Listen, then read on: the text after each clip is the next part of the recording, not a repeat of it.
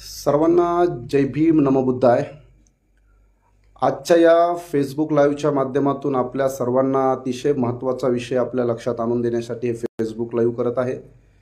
खास करून त्या लोकांसाठी ज्यांचा बुद्ध धम्मावर, संविधानावर, फुले शाहू आंबेडकरांच्या विचारावर विश्वास असतो, प्रेम असतं, आस्था असते, पण फक्त जिंदाबाद मुर्दाबाद, आगे बढ़ो, हम तुम्हारे साथ है, जय भीम नमो बुद्धाय, होत कसं नाही, झालंच पाहिजे, या अशा पोकळ गप्पांमध्ये अडकलेला जो एक अज्ञानाच्या अंधारात अडकलेला जो वर्ग आहे, या वर्गाला माझी विनंती आहे की फक्त जिंदाबाद मुर्दाबाद, आगे बढ़ो, हम तुम्हारे साथ है अशा फक्त चर्चांमधून हा आपला विषय मार्गी लागणार नाही, याच्यामध्ये आपल्याला न्याय मिळणार नाही। त्यामुळे आपल्या सगळ्यांना माझी विनंती आहे की हा व्हिडिओ अतिशय महत्त्वाचा आहे, कारण जोपर्यंत आपल्या आंदोलनाचं मूळ भूमिका काय, कारण आज आम्ही पाहिलं की आज महाराष्ट्रभर वंचित बहुजन आघाडी, भारतीय बौद्ध महासभेच्या माध्यमातून हजारो लाखो नागरिक आज महाराष्ट्रातल्या अनेक कलेक्टर ऑफिसच्या समोर जमले आणि कलेक्टरांच्या माध्यमातून केंद्र सरकार आणि बिहारच्या नितीश कुमारच्या जेडीयूच्या सरकारला आपल्या भूमिका अत्यंत प्रभावीपणे आपला विचार त्यांच्यापर्यंत पोहोचवण्याचा प्रयत्न केलेला आहे। पण हे सगळं होत असताना महाराष्ट्रातले इतर धर्मीय, इतर समूह यांना मात्र हे नेमकं काय सुरू आहे, आपल्यातल्याही जे बौद्ध धम्माला मानणारे आहेत, त्यामुळे आपल्यातल्या अनेक, तुम्हालाही माहिती आहे की याच्यात ढोंगी लोक किती आहेत, बदमाश किती आहेत, जे फक्त जिंदाबाद मुर्दाबाद करणारे आहेत।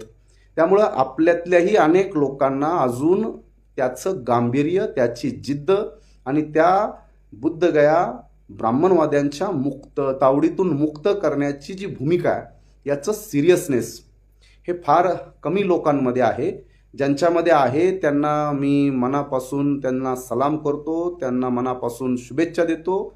अजून आपल्याही बौद्ध धम्माला मानणाऱ्या नागरिकांपर्यंत हा विचार पोहोचलेला नाही, हे आपल्याला या आंदोलनाच्या माध्यमातून अजून शक्तीनं हा विचार पुढे पोहोचवायचा आहे। म्हणून नेमकं हे काय आहे, आज महाराष्ट्राच्या कानाकोपऱ्यामध्ये हजारो नागरिक या भूमिका घेऊन आज महाराष्ट्रभर चर्चा करतायत। याच्या पूर्वीपासून जरी आंदोलन चालू असतील तरी श्रद्धेय बाळासाहेब आंबेडकर, वंचित बहुजन आघाडी, भारतीय बौद्ध महासभा यांनी जेव्हापासून या विषयाला वाचा फोडण्याचं काम सुरू केलं, याच्यावर गांभीर्यानं पूर्ण महाराष्ट्रभर याच्यावर चर्चा घडवून आणून याला जनमानसामध्ये या विषयाला घेऊन जाण्याची मोहीम जशी सुरू झालेली आहे, मला वाटतं आपण पाहत असाल की या एक महिन्यामध्ये प्रचंड मोठा बदल महाराष्ट्रामध्ये आपल्याला घडत असताना दिसत आहे आणि आज हजारो लाखो नागरिक या विषयाला घेऊन महाराष्ट्रभर आंदोलन करताना आपल्याला पाहायला मिळत आहेत। त्यामुळे हा विषय जुना जरी असला तरी या विषयाला ज्या ताकदीनं, ज्या स्फूर्तीनं बाळासाहेब आंबेडकरांनी महाराष्ट्रातल्या जनतेला समजून सांगण्याचं अभियान महाराष्ट्रामध्ये सुरू केलेलं आहे, त्याचा आपल्याला प्रचंड चांगला फायदा होत असताना जाणवत आहे। यासोबत मी आपल्या सगळ्यांना या बाबतीत आपल्याला विनंती करतो आहे की जनमानसामध्ये आपण नेमकं काय भूमिका घेऊन जायच्या आहेत, काय मुद्दे आपण मांडायचे आहेत, हे आपल्या सगळ्यांना अतिशय गरजेचं आहे। जे आपण सर्रासपणे जे बोलतो की 84,000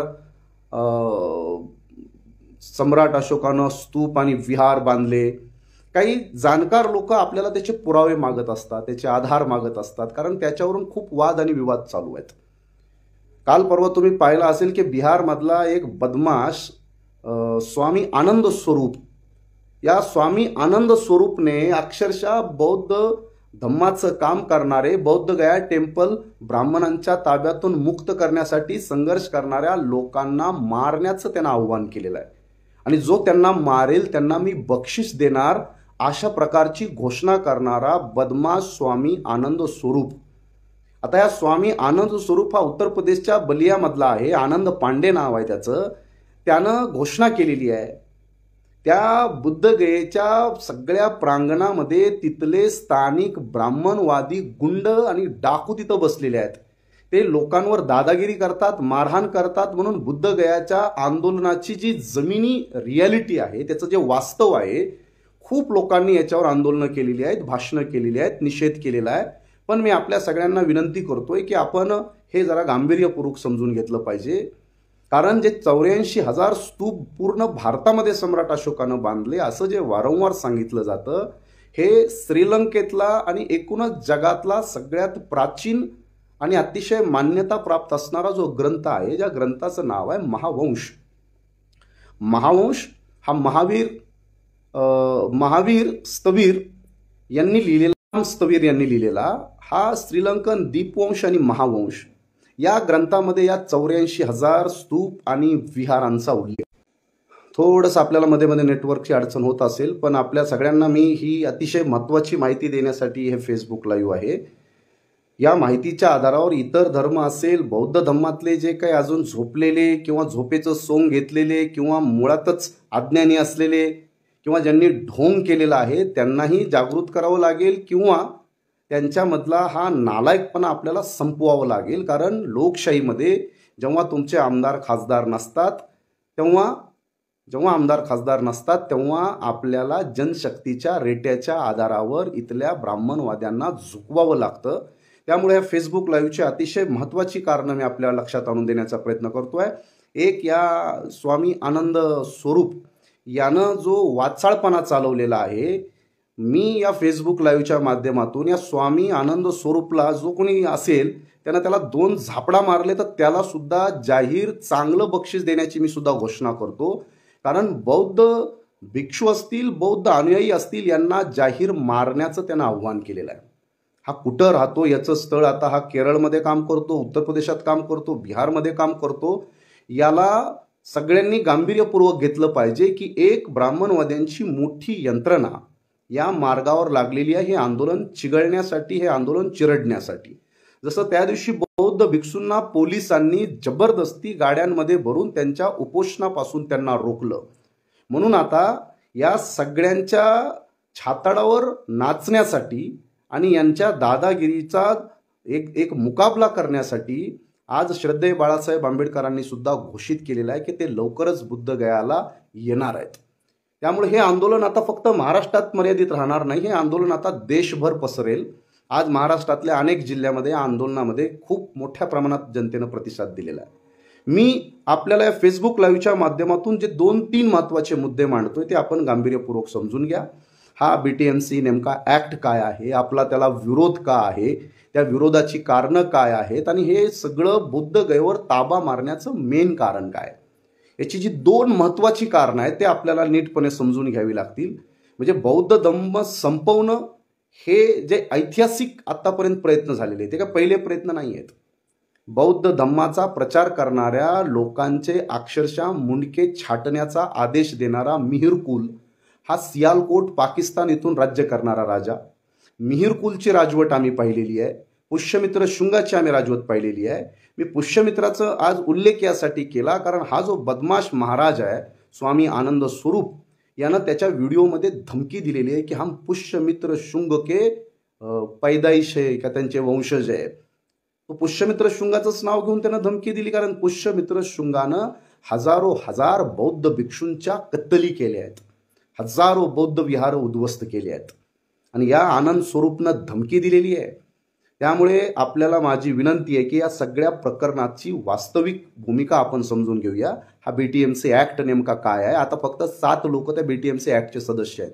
9 सभासदांची जरी ही कमिटी असली तरी आता कार्यरत फक्त 7 आहेत आणि डॉक्टर त्यागराजन हा या BTMC कमिटीचा आत्ताचा वर्तमान अध्यक्ष आहे. आणि बौद्ध भिक्षू म्हणून जे लोक आहेत, प्रेमा भंते जो दार्जिलिंगचा आहे. त्यामुळे या सगळ्या मॅटरमध्ये जसजसं मला या व्हिडिओच्या माध्यमातून मी आपल्याला माहिती देईल, त्यामुळं फक्त आगे बढो, जिंदाबाद, हम साथ है, जय भीम, होत कसं नाही, झालंच पाहिजे, या सगळ्या प्रक्रियेतून जरा बाहेर पडा. जर असं बोलण्यानं या देशामध्ये बदल झाले असते तर अशी तळमळ करून मरणारे हजारो लाखो लोक आम्ही रोज बघतो. त्यामुळं कृपया बुद्धिझमला मानणारे, रॅशनलिझमला मानणारे, संविधानाला मानणारे आणि फुले शाहू आंबेडकरांच्या विचाराचे पाईक असण्याच्या चर्चा करणाऱ्या लोकांनी तरी किमान या अज्ञानातून आणि मूर्खपणाच्या जाळातून बाहेर पडा आणि ही आपली जबाबदारी आहे की आपला विचार आणि आपली भूमिका ही लाखो करोडो लोकांपर्यंत ताकदीनं पोचवा.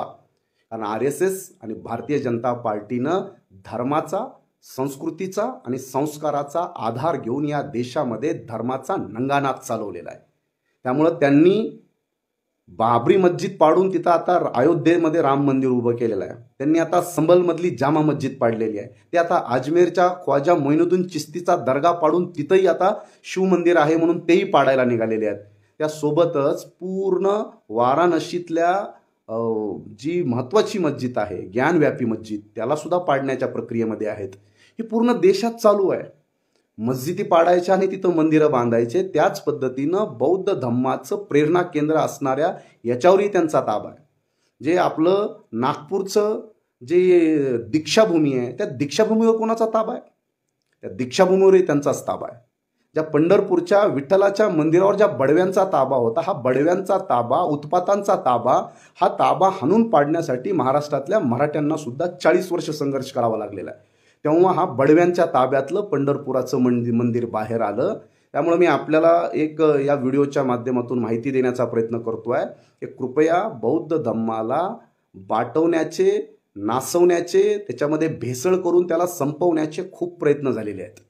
आणि बिहारमध्ये सम्राट अशोकाने पाटलीपुत्र येथे बनते मोगलीपुत्र तिस्स यांच्या अध्यक्षतेखाली एक तिसरी जागतिक धम्म परिषद घेतली. ती धम्म परिषद फक्त बौद्ध धम्मामधून 60,000 6,000 नाही 60,000 बौद्ध भिक्षू ज्यांनी चिवर घालून ढोंगी ब्राह्मणवादी जे बौद्ध धम्मामध्ये घुसले होते यांच्या हकालपट्टी करण्यासाठी एक जागतिक धम्म परिषद सम्राट अशोकानं स्वतः घेतलेली आहे. त्यामुळे बौद्ध धम्मावर ताबा मारण्याचा प्रयोग काय आज बुद्धगयेच्या मंदिरापासून चालू नाहीये. सम्राट अशोकासारखा जागतिक कीर्तीचा राजा हयात असताना बौद्ध धम्मामध्ये ब्राह्मणवाद्यांनी घुसपेट करून ताबा मारला होता. आणि तो ताबा सम्राट अशोकांनी स्वतः 60,000 बौद्ध भिक्षूंची बौद्ध धम्मामधून हकालपट्टी केली. जे ढोंगी बौद्ध भिक्षू बुद्धाचा चिवर परिधान करून घुसले होते तेव्हापासून ही प्रक्रिया चालू आहे. त्यामुळे आपल्या झोपलेल्या किंवा स्वतःला फार अति दिव्यज्ञानी मानणाऱ्या आणि आपल्या स्वतःच्या कल्पना विश्वामध्ये रममान असणाऱ्या अर्ध गाबुळ्यांना या इतिहासाची सुद्धा उजळणी नीटपणे समजून घ्यावी लागेल. हे काहीही नवीन नाही आहे. प्रत्येक गोष्टीवर ताबा मारलेला आहे. शिवाजी महाराजांवर ताबा मारलेला आहे, सरदार वल्लभभाई पटेलवर ताबा मारलेला आहे, यवना स्वामी विवेकानंदावर ताबा मारलेला आहे. कोणाकोणावर प्रत्येक गोष्टीवर ताबा मारण्याचा ब्राह्मणवाद्यांचा इतिहास आहे. या इतिहासाची आपल्या सगळ्यांना गांभीर्यपूर्वक दखल घ्यावी लागणार आहे. जुन्या काळात तर हजारो बौद्ध भिक्षूंच्या कत्तली झालेल्या आहेत. आणि या कत्तली सियालकोटमधून मिहिरकुलनं केल्या आणि उत्तर भारत आणि बिहारमधून पुष्यमित्र शुंगनं केल्या, राजा शशांकनं बंगालमधून केल्या. या अलाउद्दीन खिलजीपासून आणि ज्या बख्तियार खिलजीनं नालंदासारखं जागतिक दर्जाचं विश्वविद्यालय याच बिहारमध्ये होतं नालंदा, ते 3 महिने जळत होतं. बख्तियार खिलजीनं त्यालाही जाळून टाकलेलं आहे. पूर्ण 3 महिने ग्रंथ जळत होते. हा सुद्धा त्याच बिहारचा इतिहास आहे. आणि त्याच बिहारमध्ये 60,000 ढोंगी बौद्ध भिक्षूंच्या हकालपट्टीचा इतिहास आहे. त्यामुळं बिहार हा बुद्धिझमच्या आंदोलनाचा गड आहे, प्रमुख केंद्र आहे. महाराष्ट्र हा पाली भाषेच्या माध्यमातून सोनापरांत म्हणून महाराष्ट्राची ओळख आहे. त्यामुळे या सगळ्या आंदोलनाचा पूर्वीपासूनचं केंद्र हे बिहार आहे. आणि आजही त्याच बिहारमध्ये बुद्धगया, या बुद्धगयेच्या जाग्यावरून वेगवेगळ्या चर्चा चालू आहेत. तुम्हाला जागेचं महत्त्व लक्षात यावं म्हणून फक्त एक उदाहरण सांगतो. ज्यांना कुणाला आता इस्रायल आणि पॅलेस्टाईनचं जे लोकांनी युद्ध पाहिलेलं आहे 2024 मध्ये, त्या लोकांना माहीत असेल की जेरुसलेम नावाच्या जागेचं महत्त्व काय. ख्रिश्चन लोकांचं म्हणणं आहे जेरुसलेममध्ये जिजसचा तिथं खून झालेला आहे. त्यामुळे ख्रिश्चन लोकांसाठी जेरुसलेमची जागा अतिशय महत्त्वाची आहे.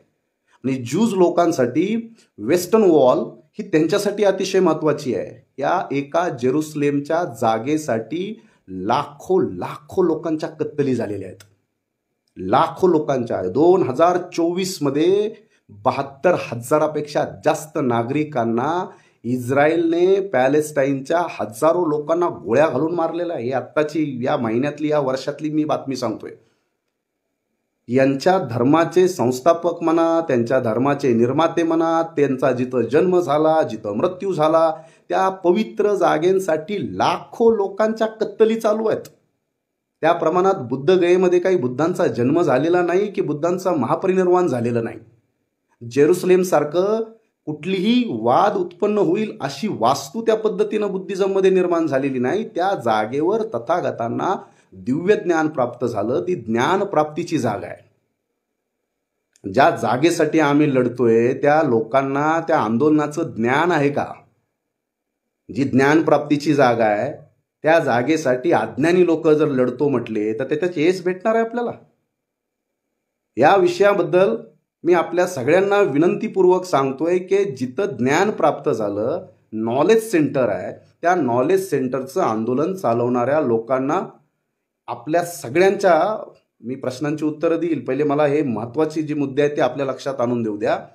आपल्या सगळ्यांना माझी विनंती आहे की या व्हिडिओच्या माध्यमातून आत्तापर्यंतचा अनेक लोकांना, मोजके लोक असतील, मला माहिती आहे, मी 15, 20, 25 वर्ष झाले बघत आलेलो आहे.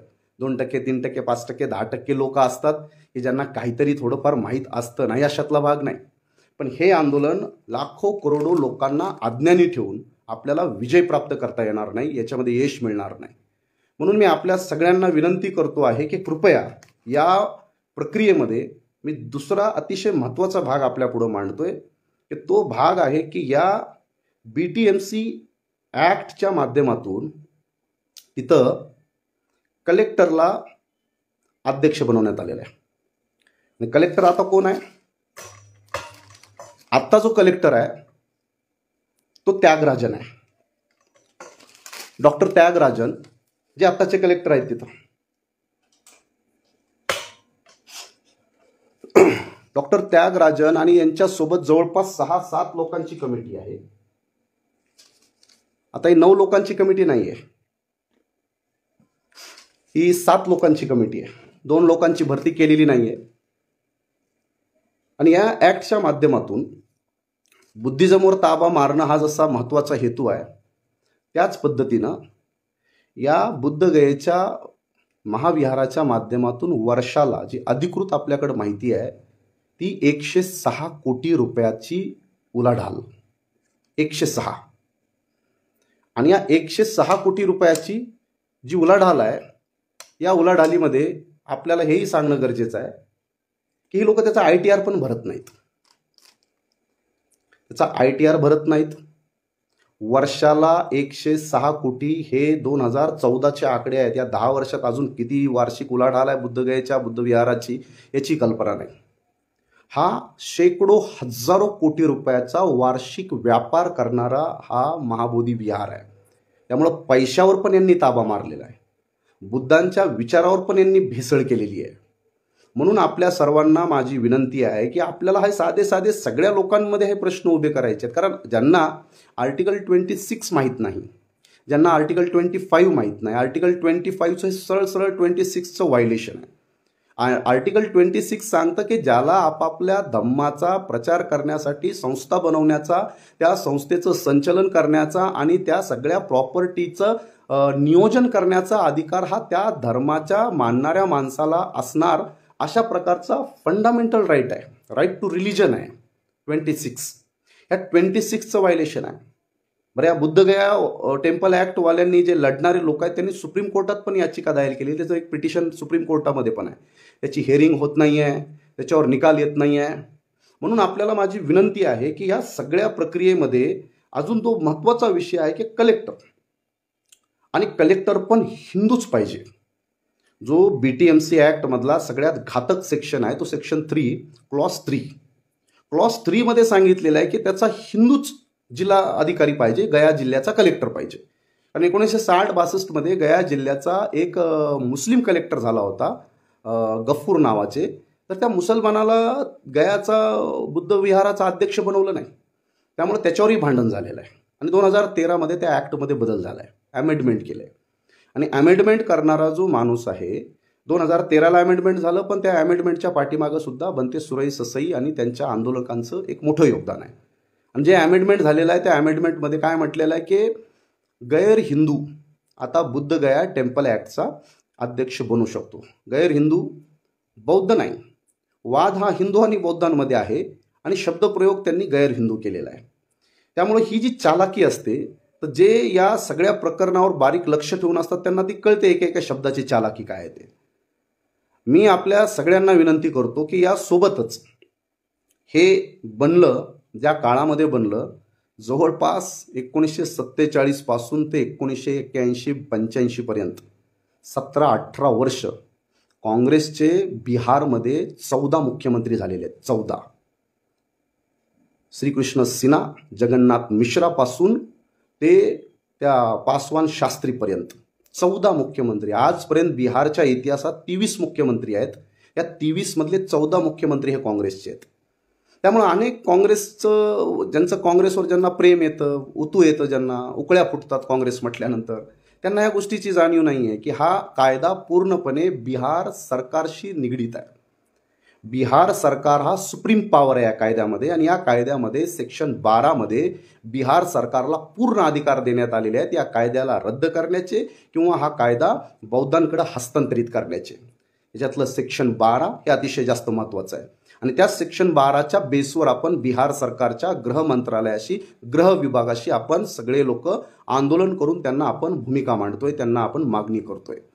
त्यामुळं हे जे अनेक लोक आहेत, कारण भाजपा, नितीश कुमारचं JDU सरकार हे, म्हणजे नितीश कुमार हे सगळ्यात जास्त बिहारचे अनेक वर्ष मुख्यमंत्री राहिलेले आहेत. जवळपास 10, 12, 15 वर्षापेक्षा जास्त कालावधी आहे त्यांचा. मी आपल्याला हे यासाठी सांगतोय की हे दोन्ही सरकार तिथं जनता दलची आली काय, तिथं काँग्रेसची सरकार होती काय, सगळ्या सरकारांनी कधीही या कायद्याकडे, कारण याच्यासाठी फार मोठी उलाढाल करण्याची आवश्यकता नव्हती. कुणीही सामान्यपणे हा कायदा बदलू शकला असतं. हा आर्टिकल 13चा सहारा घेऊन आपण सामान्यपणे हा कायदा रिपील करता येऊ शकतो, बदलता येऊ शकतो, पण हे जाणीवपूर्वक भिजत ठेवलेलं आहे.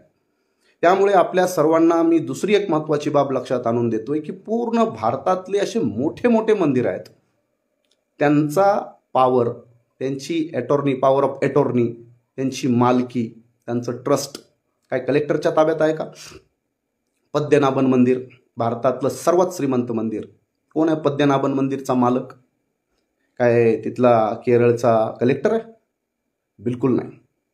त्रावणकोरच्या राजाचा वंशज राम वर्मा हा पद्मनाभन मंदिराचा मालक आहे आज पण, पूर्ण प्रॉपर्टीचा. हीच गोष्ट पुरीच्या, जगन्नाथपुरीच्या मंदिराची आहे. कोण आहे त्याचा मालक? जसा ओडिसाचा मुख्यमंत्री मालक सांगितला जातो, पण प्रत्यक्षामध्ये या पुरीचा राजा, त्या राजाचा गजपती नाव आहे, गजपती देव 4था, आज पुरीच्या मंदिराचा मालक तो आहे. मी सगळ्या मंदिरांची आपल्याला जर लिस्ट सांगितली, आता राम मंदिर झालं आता अयोध्येमध्ये, के परासरन हा सुप्रीम कोर्टाचा वकील, त्या ट्रस्टचा मेन आहे, के परासरन. आणि सगळ्यात आश्चर्याची गोष्ट म्हणजे तिरुपती बालाजी. तिरुपती बालाजीच्या कमिटीचा जो अध्यक्ष आहे आता, BR नायडू, या BR नायडूने एक ठराव आणलेला आहे जो आपल्या सगळ्यांसाठी अतिशय महत्त्वाचा आहे. तिरुपती बालाजीच्या मंदिराची प्रॉपर्टी ही 3 लाख कोटीची आहे.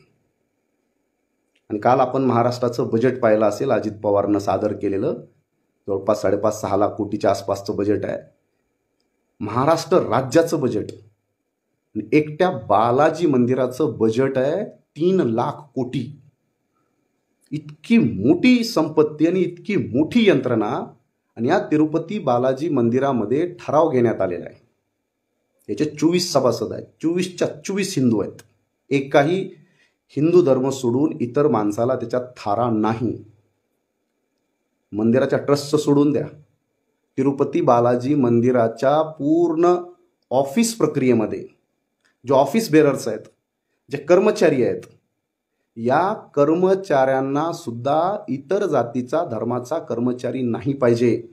हिंदू सोडून मुस्लिम, बौद्ध, ख्रिश्चन, ईसाई, जैन, पारसी असा एकही धर्माचा तिथं साधा कर्मचारी सुद्धा घ्यायचा नाही, शिपाई सुद्धा घ्यायचा नाही, क्लर्क सुद्धा घ्यायचा नाही, असा तिरुपती बालाजीच्या ट्रस्टचा ठराव आहे, जो केंद्राच्या भाजपाच्या मंत्र्यानं अभिनंदन करून पास केलेला आहे. ही तिरुपती बालाजी मंदिराची भूमिका आहे. हीच तुमच्या मुंबईतल्या सिद्धिविनायक मंदिराची आहे. शिवसेनेचा नेता सदा सरवणकर त्याचा अध्यक्ष आहे. साईबाबाच्या ट्रस्टचा अध्यक्ष ससाने आहे, जयंत ससाने, यांचंही 15 लोकांचं ट्रस्ट आहे. अयोध्येचं 15 लोकांचं ट्रस्ट आहे. ह्या सगळ्यांच्या मालक्या काय कलेक्टरकडे आहेत का? या सगळ्या वैष्णव देवीपासून ते मांढर देवीपर्यंतच्या अनेक मंदिराच्या ट्रस्टी कोण त्याची सगळी माहिती आपल्याकडे उपलब्ध आहे. मग हा नियम एका हिंदू कलेक्टरला पुढं करून बुद्धगयेवर ताबा मारणारा हा अतिशय नालायक प्रकारचा जो कायदा बनवण्यात आलेला आहे, ज्याचा धिक्कार पूर्ण देशामध्ये होत आहे. मी आपल्याला या लाईव्हच्या माध्यमातून जे अतिशय महत्त्वाची बाब आपल्या लक्षात आणून देतोय की ही प्रक्रिया खूप भयंकर आहे. आणि या प्रक्रियेमध्ये आपल्या सर्वांना माझी विनंती असणार आहे की आपण जास्तीत जास्त ही माहिती सर्व समाजापर्यंत जोपर्यंत आपण पोहोचवणार नाहीत तोपर्यंत आपल्याला याच्यामध्ये जी प्रकारची न्याय आपल्याला हवा आहे. कारण आता न्यायासाठी आपल्याला लाखो करोडो लोकांना मैदानात उतरावं लागेल, बिहारमध्ये जावं लागेल. मी आज बाळासाहेब आंबेडकरांचं आभार मानेल, अभिनंदन करेल की त्यांनी बौद्धगयेला लवकरच जाणार असण्याची आज जी घोषणा केली आहे, ही घोषणा मला वाटतं या आंदोलनाला एक नवी शक्ती, नवी उंची आणि हे आंदोलन आपल्या बौद्ध अनुयायांना यशस्वी करण्यासाठी एक प्रचंड मोठी ऊर्जा देणारी ही घोषणा आहे. त्यामुळं अपेक्षा करतो की लवकरच भविष्यामध्ये या प्रकारची भूमिका घेऊन आपल्या सगळ्यांना बिहारमध्ये जावं लागेल. बिहारच्या धर्तीवर नितीश कुमार असेल, भाजप असेल, या सगळ्यांना हा कायदा रद्द करायला भाग पाडावा लागेल आणि बौद्ध मंडळींच्या ताब्यामध्ये हा आपल्या सगळ्यांना पवित्र आणि प्रेरणादायी आपलं जे स्थळ आहे हे स्थळ आपल्याला हातात घ्यावं लागेल. मी जाताना या व्हिडिओचा समारोप करताना एवढंच सांगतो की हे आंदोलनाची सुरुवात ज्या बनते अनागरिक धम्मपाल यांनी केली असा वारंवार उल्लेख येतो. हे 1890-91 पासून सुरू झालेलं आंदोलन आहे आणि आजपर्यंत त्याला जवळपास 135 वर्षाचा कालावधी आहे. बनते अनागरिक धम्मपाल हे तेच बनते आहेत. म्हणजे कधी आपल्याला याचंही भान ठेवणं गरजेचं आहे की बाबासाहेब आंबेडकरांनी श्रीलंकन बुद्धिझमला फेवर का केलं होतं. अनेक प्रकारच्या बुद्धिझमच्या प्रक्रियेमध्ये बाबासाहेबांना श्रीलंकन बुद्धिझमला आणि सम्राट अशोकानं सुद्धा आपल्या मुलाला आणि मुलीला श्रीलंकेलाच का पाठवलं होतं. त्याच श्रीलंकेचे भिक्षू अनागरिक धम्मपाल त्यांच्याबद्दल अनेक लोकांना कल्पना नसते. मी त्यांची एक उदाहरण देणं गरजेचं समजतो. कारण भारतातल्या जवळपास शाळा कॉलेजमध्ये प्रत्येक ठिकाणी स्वामी विवेकानंदाचं एक उदाहरण नेहमी शिकवलं जातं. ते शिकागोच्या अमेरिकेच्या धर्म परिषदेमध्ये गेले आणि तिथं my dear brother and sister असं काहीतरी बोलले आणि हे बोलल्यानंतर संपूर्ण अनेक लोकांनी तिथं टाळ्या वाजवल्या, त्यांचं अभिनंदन केलं आणि त्या शिकागोच्या धर्म परिषदेमुळे स्वामी विवेकानंद यांच्याबद्दल भारतातल्या प्रत्येक माणसामध्ये एक आपुलकी तयार करण्याचं काम या प्रसंगानंतर झालं. मी आपल्याला हे सांगणं गरजेचं समजतो की त्याच 1893च्या शिकागोच्या अमेरिकेच्या धर्म परिषदेमध्ये बौद्ध धम्माचे प्रतिनिधी म्हणून गेलेलं व्यक्तिमत्व ते म्हणजे अनागरिक धम्मपाल.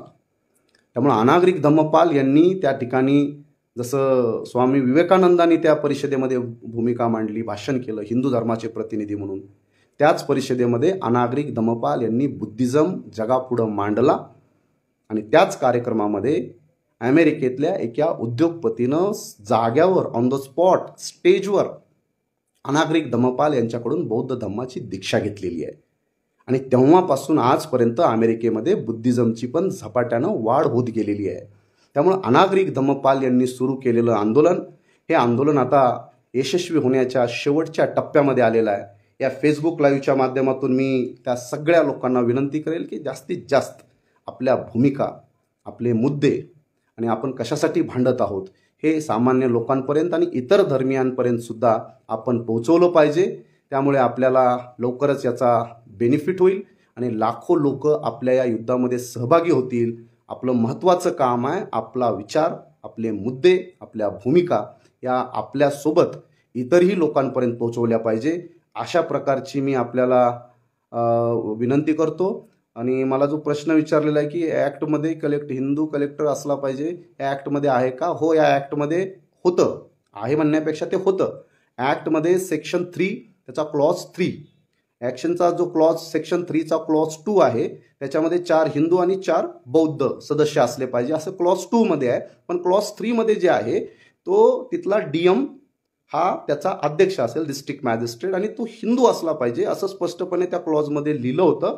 पण याच क्लॉजमध्ये अमेंडमेंट 2013 मध्ये केलेलं आहे आणि 2013 मध्ये अमेंडमेंट करून गैर हिंदू कलेक्टर असेल तर तो तिथला अध्यक्ष बनू शकतो. अशा प्रकारचं अमेंडमेंट 2013ला झालं.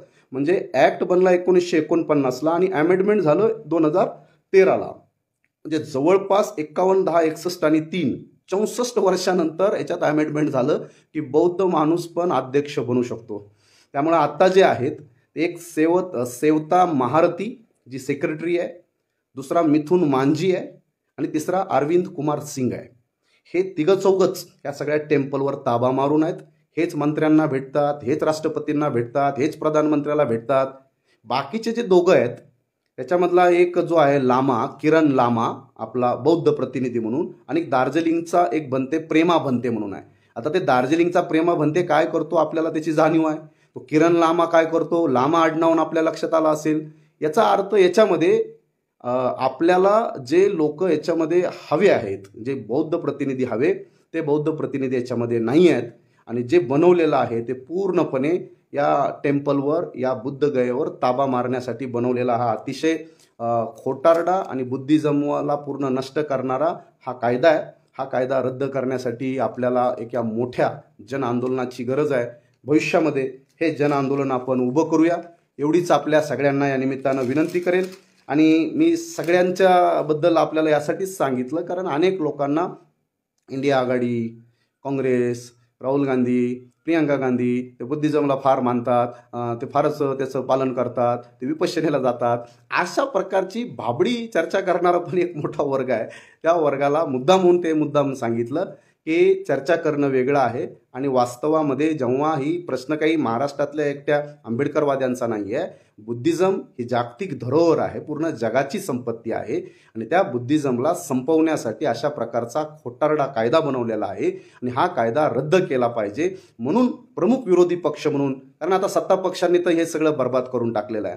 भाजपा काही बौद्ध धम्माचा, संविधानाचा आणि आंबेडकरी चळवळीचा बालेकिल्ला बुद्धगया हा आपल्याकडे सुपूर्द करेल ही अपेक्षा करणं म्हणजे स्वतःच्या थोबाडीत मारून घेण्यासारखं आहे. त्यामुळे अपेक्षा आपण विरोधी बाकावरून करतो, विरोधी पक्षाकडून करतो, पण ती बिलकुल कुठेही पूर्ण होताना दिसत नाही आहे. याच्यावर त्यांची कुठलीही भूमिका नाही आहे. नको त्या सगळ्या गोष्टींवर दिवस रात्र भूमिका मांडतायत, पण बुद्धगयेच्या बाबत अशी भूमिका अजूनपर्यंत आलेली नाही. त्यामुळे आपल्या सगळ्यांना माझी विनंती आहे की अशाही सगळ्या डबल स्टँडर्ड लोकांपासून जरा सावध राहा आणि या आंदोलनामध्ये पूर्ण ताकदीनं सहभागी व्हा एवढीच आपल्या सगळ्यांना विनंती करतो. आणि याच्यामध्ये काही प्रश्न आहेत. त्यात आमचा एक मित्र ते कायम शेअर मार्केट बंद करा म्हणून ते विचारत राहतात. त्यांचा फोनही मला एकदा आला होता. पण आता ही फार मोठी ताकद लागते त्यासाठी. तेही ताकद भविष्यात शेअर मार्केट बंद करणं. भारताची पूर्ण अर्थव्यवस्था सध्या पूर्ण शेअर मार्केट कोलमडलेलं आहे. शेअर मार्केट आता मनानंच बंद होतं की काय, कारण सगळ्या अर्थव्यवस्थेची अक्षरशः मोदी सरकारनं वाट लावलेली आहे. ते इंडेक्स निफ्टी आणि इंडेक्स 50चा जो काही सगळा निच्चांक आपण पाहतोय, त्यामुळं एक आमचा सहकारी शेअर मार्केटच्या बद्दल बोलतोय तर ही गोष्ट खरी आहे. पण शेअर मार्केटवर जाऊन ताबा मिळवण्यासाठी सुद्धा तेवढ्याच ताकदीचे आपल्याला बनणं गरजेचं आहे. अपेक्षा करू भविष्यात त्याही दृष्टीनं आपण प्रयत्न करूया. आपल्या सगळ्यांना खूप उशिरा जरी असलं तरी हा इन्फॉर्मेटिव्ह व्हिडिओ आहे, सगळ्यांपर्यंत पोहोचवण्याचं काम करा. जय भीम, नमो बुद्धाय.